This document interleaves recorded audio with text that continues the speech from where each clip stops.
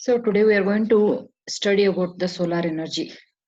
The radiation reaching the earth from the sun and converting them into a different useful forms of energy is called as solar energy. Solar energy can be utilized in two ways. One is direct solar power, another one is indirect solar power. So the solar energy which is converted into an electric energy, we call that one as a indirect solar power. So to convert that solar energy into an electrical energy, we utilize a photovoltaic cell. The photovoltaic cell is nothing but it's a semiconductor device which is made up of a PN junction and it is as shown in a figure. At the bottom, we are going to have a P type of a silicon. At the top of this one, we are going to have N type of a silicon. Then above that one, we are going to have an anti-reflective screen. At the top of it, we are going to have the grids, and these grids are going to act as a one of the electrical contact, and one more electrical contact is provided at the bottom of the photovoltaic cell. So this arrangement we are going to have it. So the purpose of using this anti-reflective screen or anti-reflective coating is to absorb as much as possible amount of radiation and not allowing to reflect it back. Instead of that, we can absorb the solar energy can absorb it and it can produce the energy. So for that matter, we are using the anti-reflective coating. So the description of this photovoltaic cell is as follows. Photovoltaic cell, or generally called it as a solar cell, these are the semiconductor devices which convert solar energy into electrical energy, and it is based on the principle of photoelectric effect. The photovoltaic cell is are made up of a thin semiconductor wafer that is a light sensitive PN photodiode is going to be present.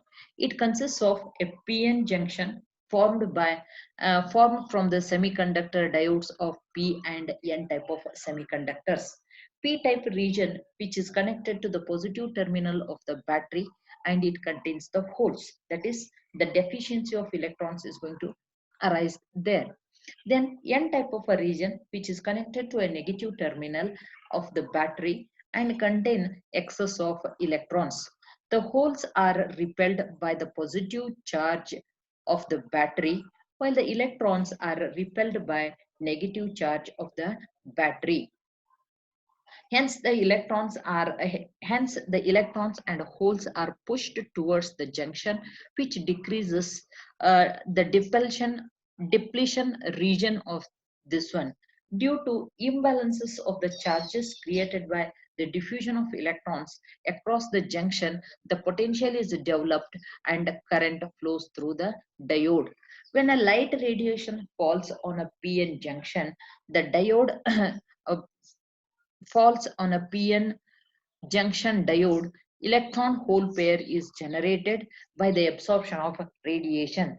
The electrons are drifted to and collected at a N type end, and holes are drifted to and collected at P type end. When these two ends are electrically connected through the conductor, there is a flow of current between the two ends through the external circuit. Thus, the photoelectric current is produced and available for the use. So then we are going to the advantages of this solar energy is the solar power is pollution free. It can operated with a little maintenance or intervention of initial setup. The solar power is becoming more and more economical as the cost associated with the production decreases and the technology becomes more effective in energy conversion. The solar power can be viewed as a local source because of the original climatic variances. Means if you are getting a sufficient solar power, so sun rays, then in that case you can install the solar grids and you can generate the energy. It means it can be generated wherever it is required, on grid as well as off grid it can be utilized. The disadvantages of this solar energy is that it is a relatively low density energy, and energy can be produced during the daytime. It cannot be produced at the night. These are expensive to install.